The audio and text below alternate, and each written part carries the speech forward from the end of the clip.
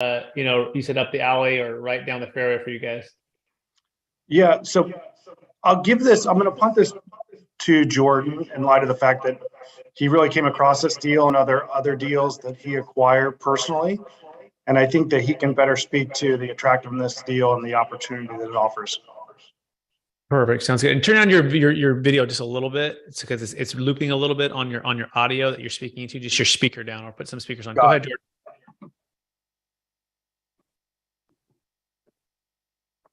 Yeah. So the Royal Pacific, it's a classic value add deal. So just quickly about Next Wave is we operate in a lot of states. We do deals in Arizona, Nevada, Utah, Oregon, Washington, Texas. And so, all of these markets, are really strong markets. You've got really good growth, both as far as jobs and population. You've got attractive, sort of tax, relative to Texas and some of the South, you've got good property tax bases and rates. And they're relatively low risk on insurance. So these are good markets that we like, and we like all of them. And so within our markets, we're kind of market agnostic, and we're more deal driven. And so even though we think that Arizona is a fantastic market, it's been so competitive over the last couple of years that we haven't been finding the deals that we believe in. And so especially right now, we're fairly, consistent, really conservative in our deal underwriting. And we have a deal in Tacoma, maybe about a mile away, maybe less. I think it's actually 0.7 miles away. And Tacoma is a market that's got, extremely strong rents, even though some sections might not be the prettiest. We can see firsthand that there's tremendous demand for housing, and maybe due to the high minimum wage and people from Seattle being pushed south, the rents are just really strong.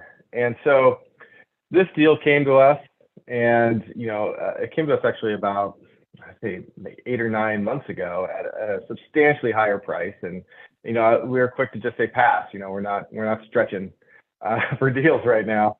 And then it came back a couple months later, maybe $500,000 less, and we were like, still pass. And after they've made about $1 million haircut on it, I said, look, I'll dig in, but we were still low. And so this just happens to be one of those deals that sort of chased us. And we were like, there's a number where it's going to work. I don't think the seller's going to love it. But the seller had his own motivations to sell, and we do know firsthand how strong the market is, and there's a number that works for this deal, and they got to our number, and we're pretty excited about it. Perfect. I want to point out a couple things, Jordan. So one, yeah. I love that the deal's chasing you, right? Which is great. It's a great show of faith, or show of testament for your track record to be patient and not to overpay for properties, especially 9-12 months ago when so many people were doing that. And you waited and you were patient and you stuck to the underwriting, and now they're coming back to you, right? Which is what we thought would happen. Yeah. We didn't know how quickly it would happen, but do you feel like it's happened quicker than you thought it would, or what's your take on the overall market right now? My take on the overall market is this is a motivated seller, right? And I think that there's very few of them right now that are willing to take the market price. And so that's why you're not seeing a lot of velocity, right? You're seeing very few transactions, because a seller coming out now, you're coming out with a hope that they hit your price, or you're coming out realistic. And so this seller, he, when he made the final comeback to me and I finally decided to dig in, he was at a lower number, but he was motivated because he had found his up leg.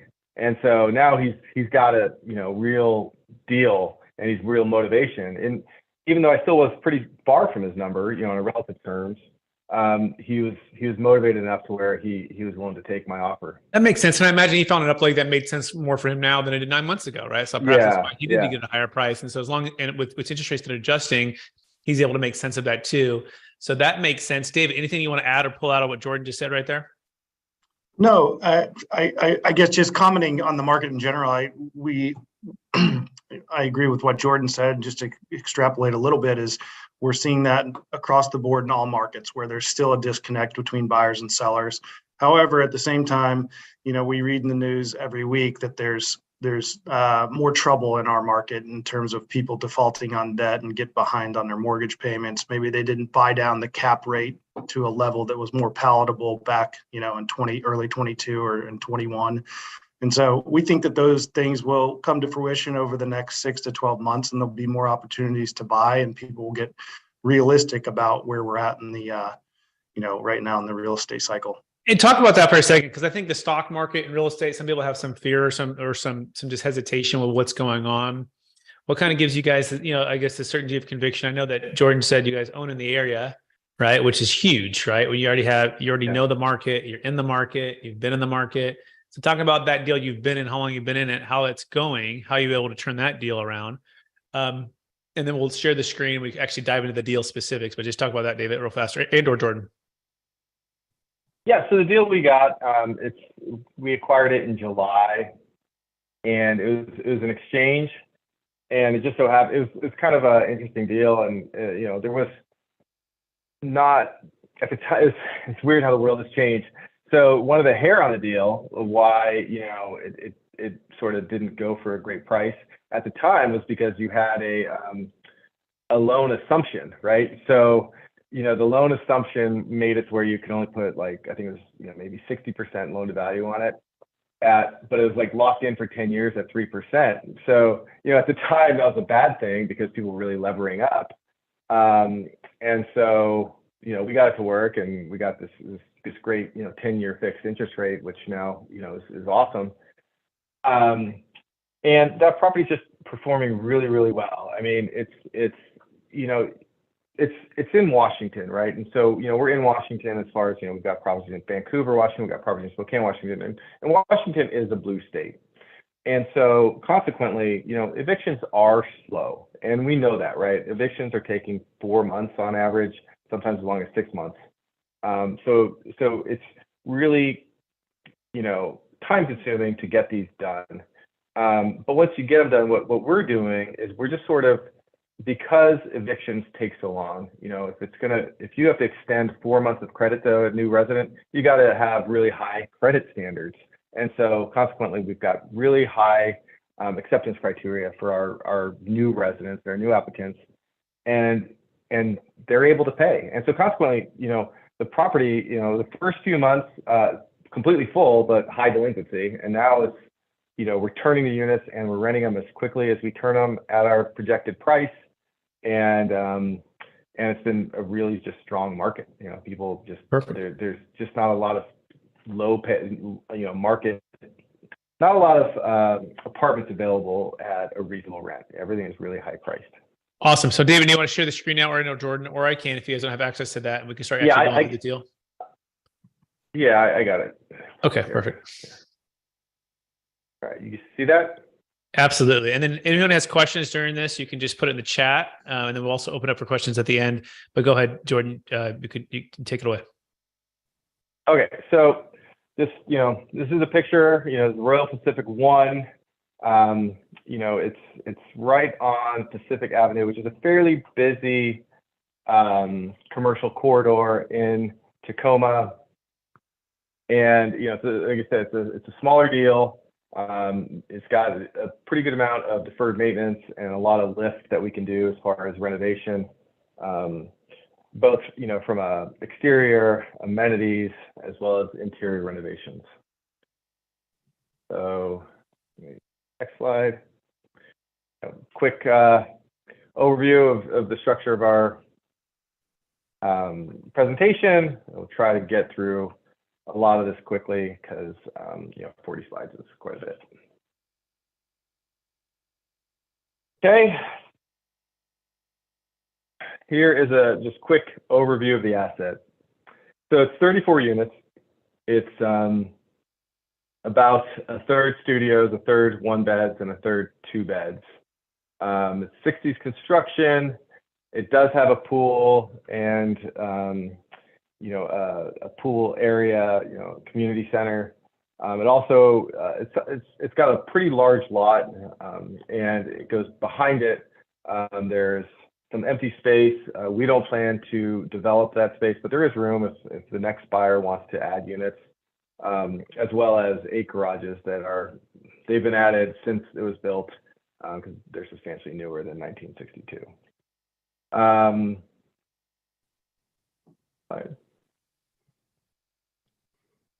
Okay, so being that this is built in the 60s, it's in pretty good shape. That being said, we're gonna do a lot of work to the property.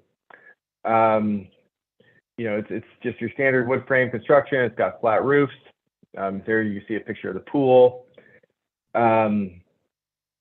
Everything is completely untouched. So, the current owner is just operating it as is. He's not really reinvesting in it. He's not pushing rents. He's owned it for a decade. And so, we've got a real opportunity to take an asset that's kind of been neglected and really spend time upgrading it. It's located not too far from a big military base called Joint Base Lewis McChord, which was combined Army and Air Force base. And then, there's just a lot going on. There's, Port of Tacoma nearby, there's universities nearby, there's healthcare nearby. And then you're just getting, Tacoma does get just a lot of overflow from Seattle, right? It's about 30 miles south of Seattle. And so, the expense and the difficulty of actually living in Seattle pushes rents down to a sister city, a few minutes south. The opportunity is we're going to spend $1.15 million in improving it. That's both exterior amenities and interior renovations. We feel real comfortable. We've got great vendors that we've already worked with in place, and we've got good bids. And then there's also management upside, just because they're somewhat under renting it. They haven't implemented RUBS and other fees, and so there's just intense property management opportunity to improve the management as well. Hey Jordan, I want to show you guys a few deals that you guys have done in the past. Some of your sold deals here. I don't know if you can see my screen, okay? And Yep. so I'm curious. You mentioned the '60s construction, right, with the flat roofs, and what you've been able to do with some other properties. That probably different vintages between '60s and '80s, maybe some '90s and 2000s. But is there one in particular on some of these deals that you've sold that you would say, yeah, it's most like what it's gonna look like on the exit? I'm curious. That's a great question, because I do think we've improved as we've gotten more mature. Mm-hmm. But I would say that it's probably most similar to maybe Park Station. That was a '60s one, so you're right there. Park Station right here, yeah. Yeah. Okay, that was I 95 guess that was units. Early '70s. Acquired in July of 2018. We'd like to. Yeah. And that was kind of similar. It's got the flat roofs. We like to stick to sort of neutral colors, grays and blues. Mm-hmm. They're really kind of, they're not going to offend anyone. But a new paint job really makes it attractive and brings the exterior. And this is a pretty sweet turn here. You guys bought it for about almost 11, and you sold for about 15 and a half, and you did that in about 2 years. Yeah, that was a great property. Again, it's similar where it's more of a sort of workforce neighborhood, and we did a quick turn. We did some heavy lift as far as deferred maintenance, and we did that, and we even sold in a pretty tough sell time, because that was in the middle of COVID before. How much did you put into it on average? Would you say like $1 million into it, or? I think we did about $1.5 million. Okay. And it looks like you maybe did some stucco on the exterior, and then redid obviously the T111 siding and some of did you do dual pane windows from single pane and do all that? No, I think there were some windows that we didn't replace all of them. There were some that we had to replace. We did some stucco repair and siding repair, but it was already part stucco and part T of 111. Okay. And obviously it's a different market in 2018, but even people were saying in 2018, they thought the market was, oh, it's anytime it's gonna shift, right? It was kind of the thing. And you guys, held through and sold. So that's good. All right, back to the presentation. I just wanted to kind of see that. So you keep going, Jordan. You can share your screen again. If you have that, Jordan, you can share your screen. Yeah, you go. Okay, cool. Yeah. Sorry. I'm slow, okay? That's fine. Let's make sure you got it. All good. All right. Okay. I mean, this just kind of gives an overview. Also, in transparency, this was a portfolio deal. There was Royal Pacific 1, which is what we're talking about here. Royal Pacific 2, we are also buying, but that's got it's got one of our investors is a 1031 exchange investor, and he's investing the majority of that. So we're not really fundraising for that deal because it's kind of being raised separately. But this kind of just gives you can see here how there's quite a bit of land behind the Royal Pacific one that someone can choose to develop later, though it's not part of our business plan. And part of that's just expensive to build. Jordan, what do you think? And the time that it takes to get all this stuff processed. And so what did you take on that? Yeah. So I think it's a real opportunity, but we kind of stick to what we know. Mm-hmm. And we're value add multifamily investors. We're not ground up developers.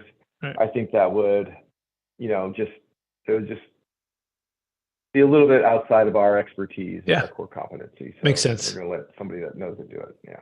Yeah. Good. Brett, while you're on this slide, you can also see that, having those, both of those assets, almost next door to each other really allows us to maximize the efficiency of our, leasing and leasing agents, managers, and maintenance personnel. Mm-hmm.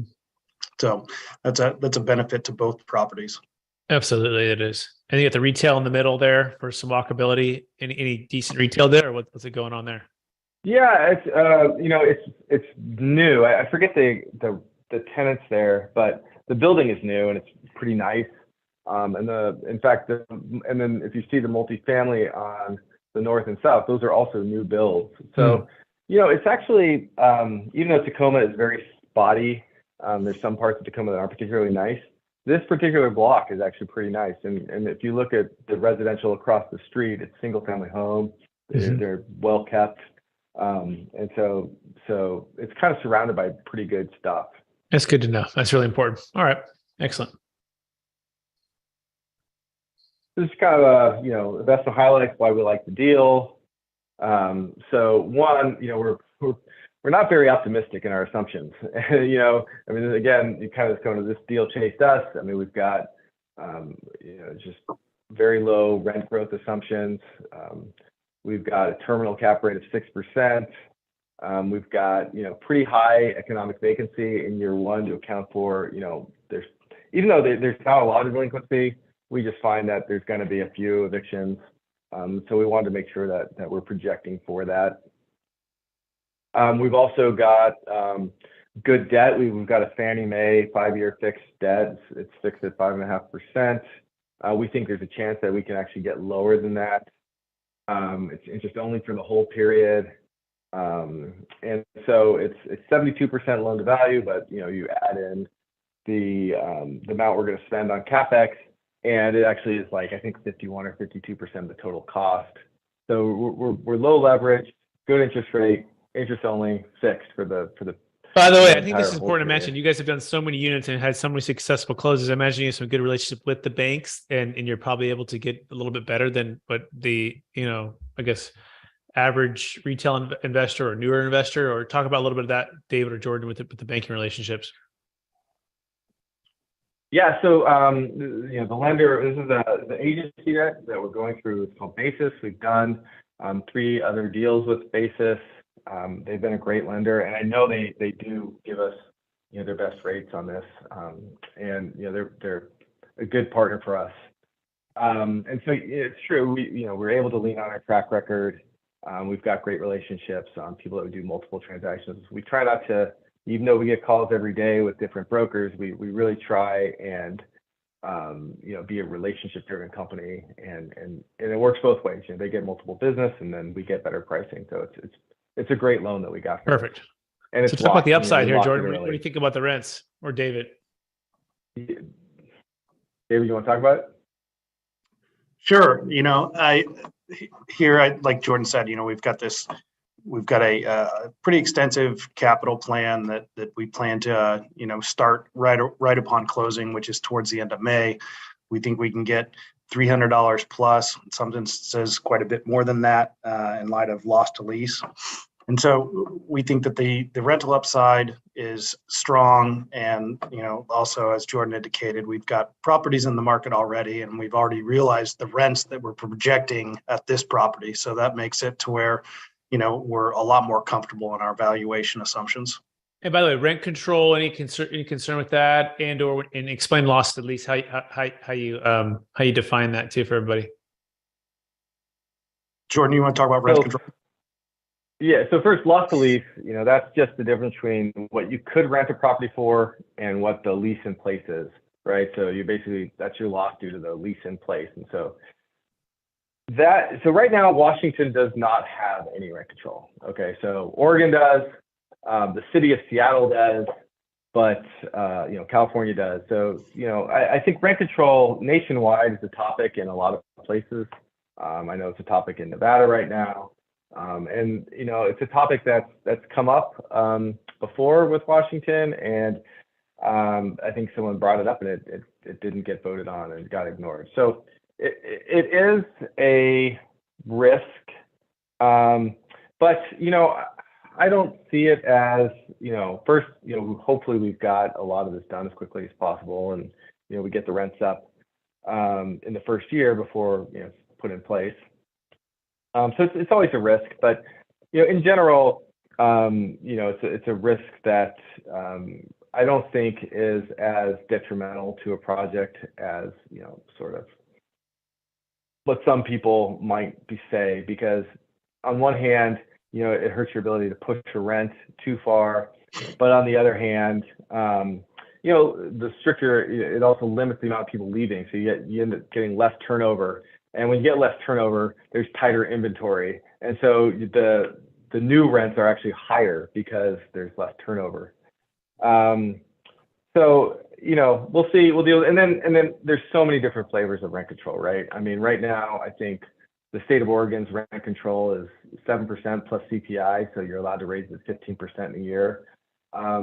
Not too scary of a rent control. Mm-hmm. So it really, even the state of California, I think is like 5% plus CPI. So right. It's not as awful. There are bad ones out there. There's bad ones out there, but right. It's hard to worry about something when it could. Yeah, no, that's good. That's good context. Yeah, Seattle has it. Washington doesn't have it. Of course, California, Oregon do, but they have increases, and so you're looking at 300 as the average. And how much of the interior renovations may you have the breakdown in future slides, but that's a pretty good bump. How many leases are kind of month to month versus, going to take a while? What's the average tenant stay there? What's kind of your flavor for how many units are turning over in a given year? So, I think we expect about 50% turnover per year, and we'll be renovating. But we stage the renovations to last this full 3 years. So I think we do about 2 a month, which is a good pace that we know our contractors can keep up with. And, it's something we're very achievable. If we beat it, we beat it. But, it's a good way that we stay occupied, we keep cash flowing, and then we just turn a couple a month and perfect. Rents. That sounds great. Good. All right. Next slide. All right. So, as you can see, we've got a fully, a large budget for both interior and exterior renovations. First, again, the nice thing about the state of Washington is it's got a high minimum wage and you get high rents. The bad thing about Washington is it's got a high minimum wage and it's very expensive. So we are spending a lot, right? We're spending, $16,000 on interior renovations, and this is for units that are fairly small. I think about 600 square feet per unit. So, but we know these are very realistic numbers. We've got bids on them. And then we're going to make sure that the exterior, we've addressed all the identified deferred maintenance, right? We've got budgets for roofs, parking lot, painting the exterior. We've got, the balconies, right? You got those long walkways. We're going to upgrade those. We're going to upgrade the guardrails. And then we just have a large budget for plumbing repairs because we've owned 60s properties before. And we know that even though there aren't current signs, there will be plumbing problems. So that's the nice thing about our experience. We've kind of lived it. And so we've budgeted for things that we know will happen even if they haven't shown up yet on a DD report.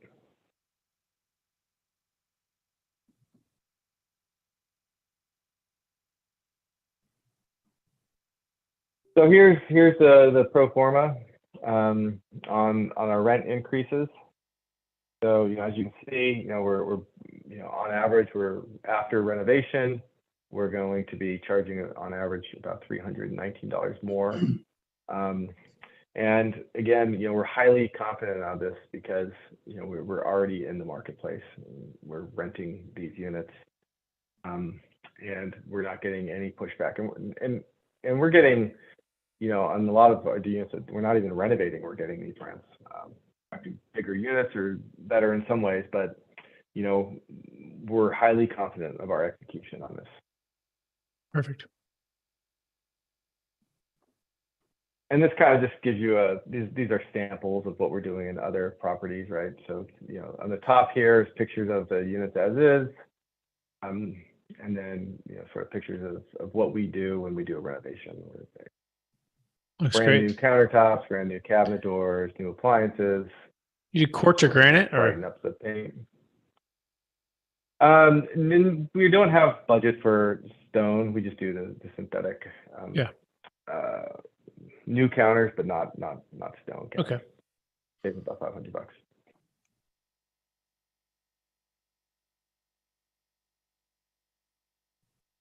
So here's just the property features. It's pretty nice little property. Not a lot of 34 unit places have a pool. Not a lot of them have, a clubhouse, or a pool house.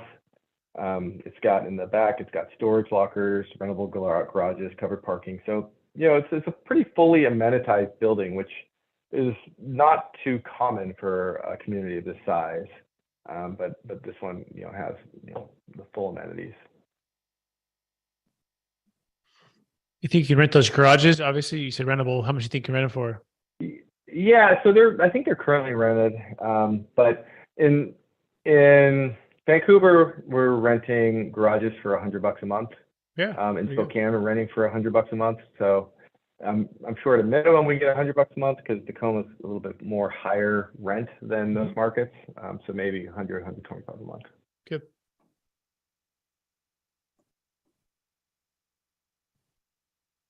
So the Crosby and the Bing is our nearby properties, and this just shows you on a map how close they are to the Royal Pacific. So less than a mile, and we've got some really strong staff out there. It just kind of helps us share resources when we need to. We've got great maintenance, really strong senior manager who is going to help oversee these, and so just kind of leverage. First we get to leverage our presence already there, and two, we know this little pocket pretty well. So we have high confidence in our execution. I think that's just huge. You really can't replace that. I mean, it's experience in the area and the immediate area, not even just Tacoma across, you're literally a half, or a mile, less than a mile away. I think that's just so crucial. Really and then the vendors and the experience and the projections and all the stuff you talked about for improvements or maintenance and management, that is so crucial to have the certainty of conviction of what you can actually underwrite to. So I think that's really great, Jordan and David. Yeah.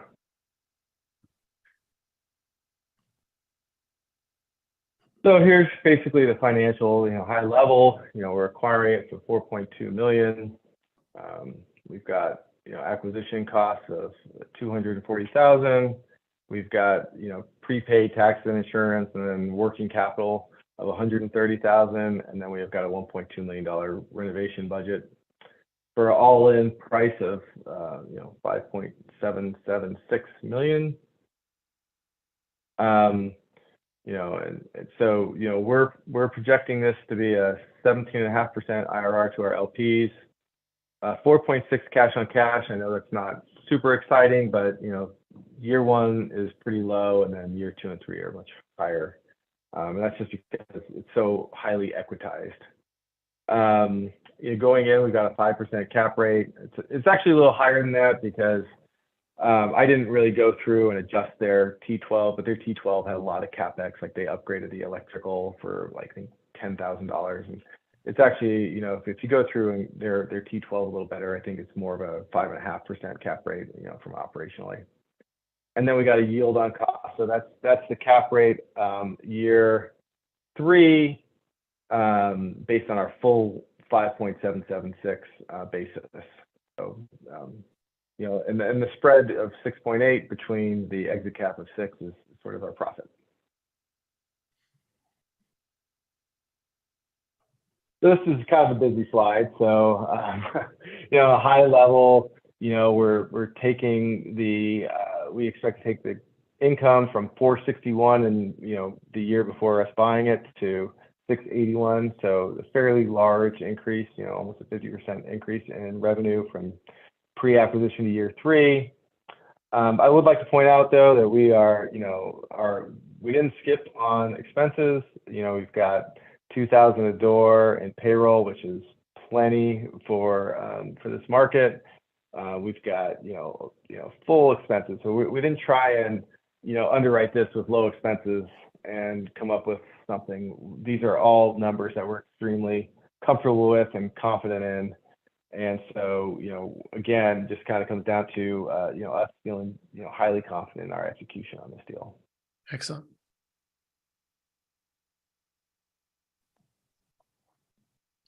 Guys, some of the notes to bring a highlight to that busy slide just previously, but we've got pretty high economic vacancy in year 1 of 14%, 10.5% in year 2, and that's higher than the way the property is currently operating at. But we just know that you take over these properties and maybe they are a little more forgiving than we are, and there's just usually people that need to be turned over. Our rent growth is substantially below Yardi matrices, and it's below even inflation. We're modeling that we're implementing RUBS, which they've actually in the last 2 months they've implemented. So we're just going to fully roll out the bill back of utilities. And then we're going to just capture other income. We tend to capture a good amount of other income for charging for parking and laundry and applications and pets and whatnot. And then on expenses, again, we went full, pretty comfortable numbers on all these expenses of $2,000 in payroll, $225 per unit in G&A, good leasing and marketing budget. Pretty good budget, it's like $950 for repair, maintenance, turnover, contracted services, and then utilities, trash, insurance, and property management fees are all based on actual. Maybe jump to the investment structure there, Jordan, and kind of go through like what that looks like of the sponsor and the LPs. And there you Sure. Go. Okay, so the investment structure right here. So we're raising $2.475 million, which is just under 90%. We just kind of round it off.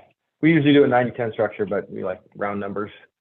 So we're looking for investments in $25,000 increments. Sponsors bringing in $286,988, which is 10.4%. The waterfall is, everybody is pro rata to an 8% IRR after everyone gets their money back, and an 8% IRR. Then there's a 25% promote to the sponsor, which is us, up until a 17%. And once everybody has a 17%, then our second tier is a 50% promote.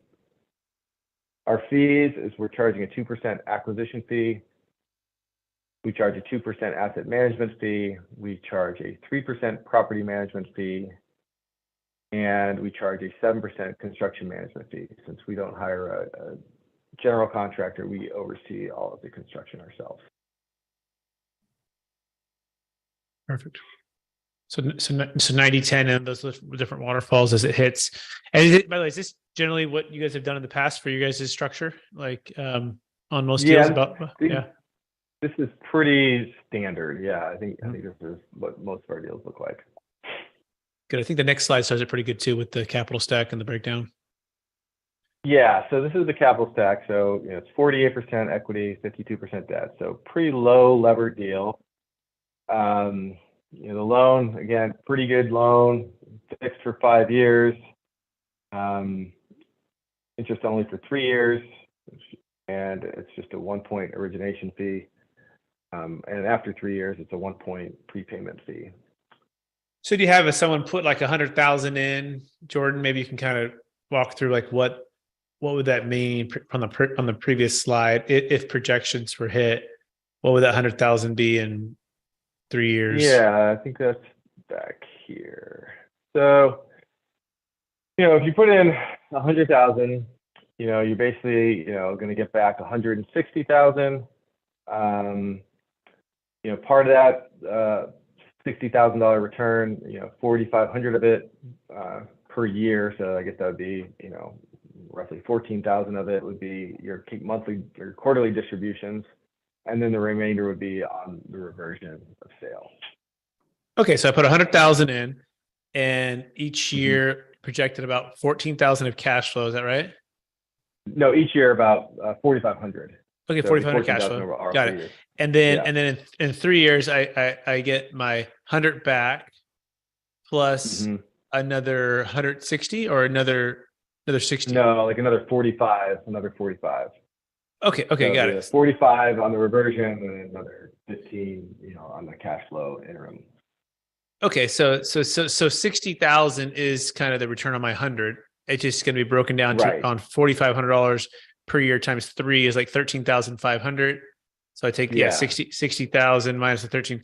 Got it. So about 45,000, right? I got you. It's 46,500 is approximate. So 100 in now, 4,500 every year for 3 years, and then an additional 45 at the exit. Correct. Got it. And that equals about, is that the 4.6% cash on cash? Is that what that is? That's where I got that 4,500 per year. That's your cash on cash. Right. And the total IRR is at 17.5%. Got it. 17.5%. Got it. All right. Makes sense. Thank you.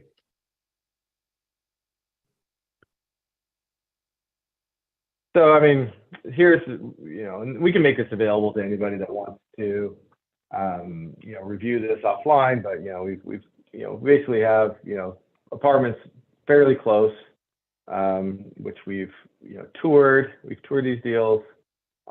We know what they're renting for, and it's how we really know the market and that we can achieve these rents.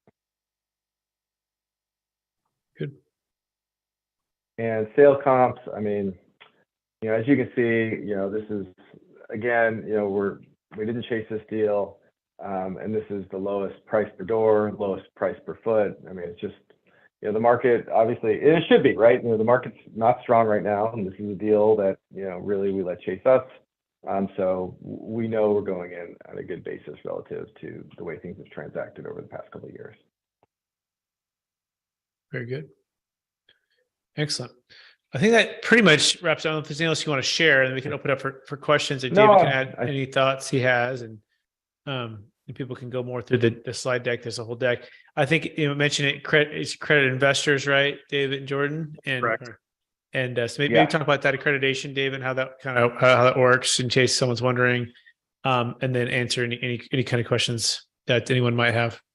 Yeah, we will, we work with a third party to verify accreditation status, and our this investment is open to accredited investors only, given the exception that we're qualifying this investment under.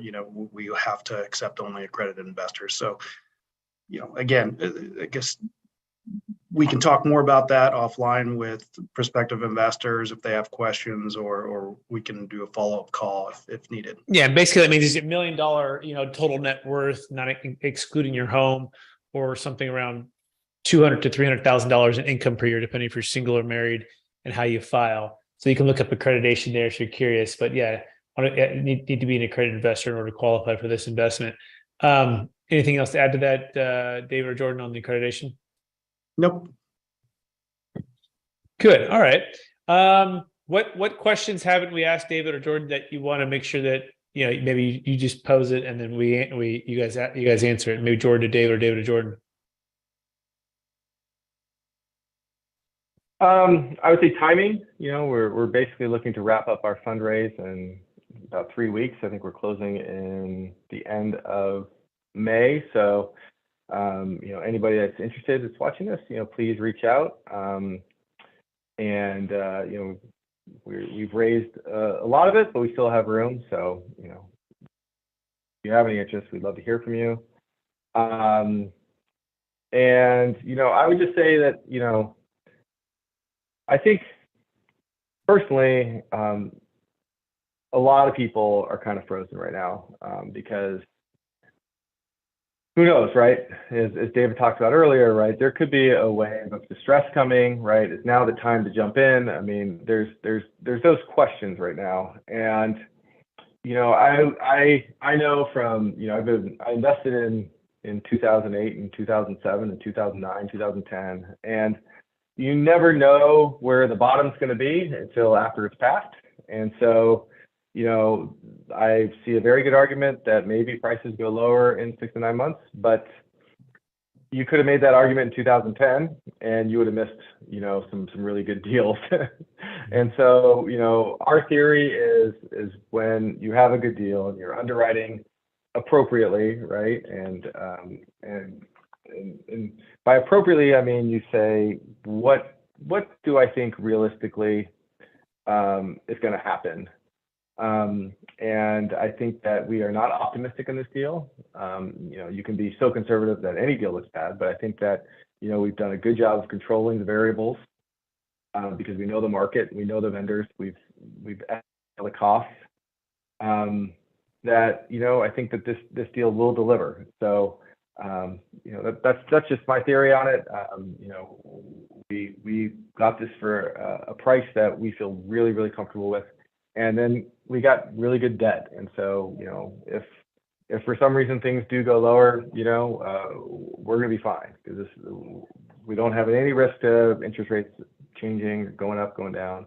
And we know that the thing's going to be worth more than it in 5 years than it is today. Excellent. And I'm going to invite Barbara or Carmen or anyone else who wants to either put in the chat or unmute yourself. And you can ask questions live to David or Jordan. We're also streaming live on YouTube. And by the way, you can go to nwimulti.com to connect with Jordan or David. That's nwimulti, multi.com to connect with. And it's Jordan Fisher and it's David Sloan. You can also find them on LinkedIn, David Fisher, Jordan Sloan, NWI Multi, which is Next Wave Investors. So, David, you want to add anything else? Looks like no questions at this time. Any other comments or thoughts before we wrap it up? Nope. Hopefully we'll be back to you in the future and we'll get better at this video conferencing stuff. Yeah, no, you guys did great.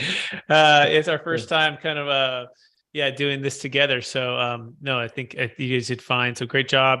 Thank you both. And we will everyone, this is live on YouTube right now, so you can check it out. And nwimulti.com if you have any questions or thoughts or interest. All right. Thanks, everybody. Have a good rest of your day. All right. Thanks, everybody. Thank you.